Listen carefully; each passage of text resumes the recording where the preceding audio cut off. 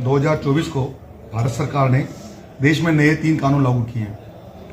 उसमें 107 BNSS एक धारा है, जिसमें यदि किसी अपराधी के द्वारा आपराधिक कार्यों से एक संपत्ति अर्ज की दी जाती है तो उसको कुर्क करने की प्रावधान पुलिस को दिए हैं, उसके अधिकार पुलिस को दिए हैं। 27 दिसंबर 2025 को हमारे हिंडौन क्षेत्र में कोतवाली में सट्टा किंग अमनुद्दीन का सट्टा पकड़ा गया, ऑनलाइन बिग बैश का। उसके पश्चात 2022 के दंगों में उनकी भूमिका पाए जाने पर उनको दंगों के अंदर भी हमने गिरफ्तार किया कि उनकी गिरफ्तारी पेंडिंग थी। दोनों मुकदमे जैर तफ्तीश थे। इस धारा में प्रावधान है, यदि किसी आपराधिक अन्वेषण के दौरान ये चीज उजागर होती है कि अमुक शख्स ने आपराधिक गतिविधियों से संपत्ति अर्जित की है, तो 107 BNSS में पिछले 3 महीने में कठोर परिश्रम करके हमारे CA हैं हेमंत वर्मा जी और पुरुषोत्तम जी और इनकी टीम ने रेवेन्यू डिपार्टमेंट, PWD,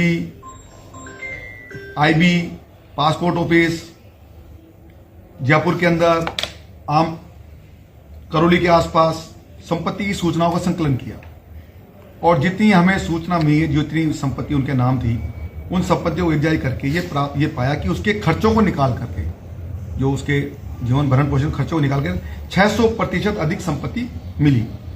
और ये आम शोहरत है कि ये सट्टा किंग है और सट्टे का काम करता है, ये सभी करौली को पता है और 2022 के दंगों का मास्टरमाइंड भी है।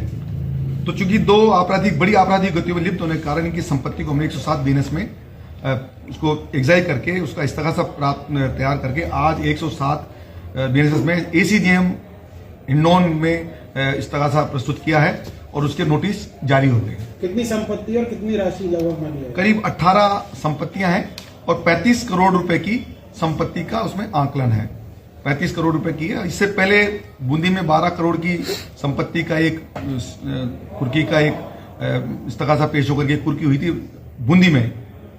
उसके बाद में राजस्थान के अंदर, ये मैं कहूँगी राजस्थान के भारतवर्ष में 107 की सबसे बड़ी कार्रवाई होगी। कितनी बीघा जमीन है? करीब 19 बीघा जमीन के आसपास है। और संपत्ति का विवरण देखा जाए तो